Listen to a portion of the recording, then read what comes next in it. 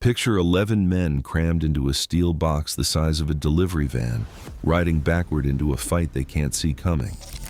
9 of them are an infantry squad, packed shoulder to shoulder in the back. No windows, no view, nothing but the dark, the noise, and each other. 2 more are up front, driving 19 tons of armor down a road that might have a bomb buried under it at any second. This is the Stryker, the U.S. Army's 8-wheeled war machine, and it can hit 60 miles per hour on a highway. But here's the strange part.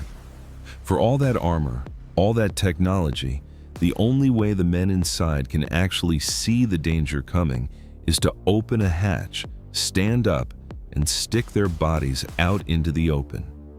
See the threat or stay protected. That trade-off is the whole story of life inside this vehicle. And none of it looks like the movies. Let's get one thing straight first, because it changes how you see everything else. The Stryker isn't a tank. It has no giant cannon, no heavy tracks crushing everything under them. It's a wheeled box built to do one job: carry a squad into the fight fast and get them there alive. The Army built it to be lighter and quicker than a tank, but tougher than the thin-skinned Humvees that were getting shredded by roadside bombs, somewhere in between. And that in between is exactly where the danger lives, because a Stryker has to drive straight into places a tank might avoid, carrying 11 human beings who are trusting a few inches of armor and a lot of luck. So, what is it actually like to ride, eat, sleep, and fight out of one of these for days at a time? And later, the single blast that forced the Army to rebuild this vehicle from the floor up. Let's get into it. Start with the ride, because that's where most of a soldier's time is spent. In the back of a Stryker, there are no windows. You sit on a bench, knee to knee with 8 other men, wearing 60 or 70 pounds of armor and gear, in a space with barely enough headroom to lean forward. You can't see where you're going. You can't see where you've been. You just feel it, every bump, every hard turn, the whole vehicle rocking as it rolls over broken ground, the engine roaring a few feet away, the heat climbing until the air feels thick enough to chew. Up front, the driver is alone in his own little pocket, steering by a narrow view of the road. In the back, the squad rides blind. Soldiers who've done it describe climbing out of those cramped confines into raw sunlight almost with relief, even when they know they're stepping straight into a firefight. Because the box keeps you alive. But the box also keeps you blind. And blind is a terrifying way to go to war. So the Army solved the blindness the only way it could, with people. On top of every Stryker there are hatches, and soldiers stand up in them, head and shoulders out in the wind, rifles ready, scanning every rooftop and ditch as the vehicle moves. They're called AIR guards. They are the vehicle's eyes. In Iraq, up to 4 men at a time would ride like that, upper bodies fully exposed, hunting for an enemy that was almost never out in the open. It worked. It also came at a cost we will come back to, because standing in that hatch is the single most dangerous seat on the whole vehicle.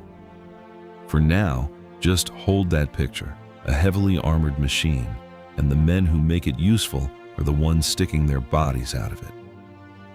Meanwhile, the 2 crew up front fight the opposite way, buttoned up, the gunner firing a machine gun by remote control from a screen inside, never exposing himself at all. Same vehicle, 2 completely different ways to survive it.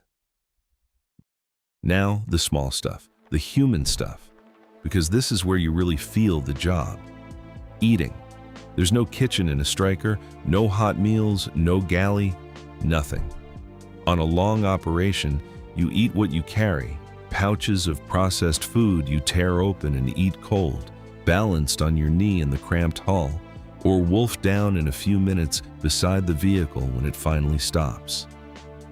Everything tastes like the inside of the truck: diesel, hot metal, dust, and your own sweat. And you eat fast, because the second the squad dismounts, you might not sit down again for hours. Food isn't a breakout here. It's fuel you grab when the machine lets you. Sleep is worse. There are no bunks either. On operations, the squad sleeps in shifts, in and around the vehicle, a couple of hours slumped against your gear in the hull, or stretched out on the dirt beside the wheels while your buddies pull security. Someone is always awake. Someone is always in a hatch, watching. You learn to sleep sitting up, in armor, with the engine ticking as it cools and the radio crackling in your ear. You learn to come fully awake in about 2 seconds, because the gap between waking up slow and waking up fast can be the gap between living and not. Real rest, the kind where you actually let your guard down, doesn't come until you're back behind the wire, and sometimes not even then. And now, the reason all of this is so hard: the bombs. When the Stryker first went to war in Iraq in 2003, it drove straight into the worst of the roadside bomb campaign. In a single year, one Stryker Brigade was hit by more than 1,300 roadside bombs, 84 suicide bombs, and dozens of rockets.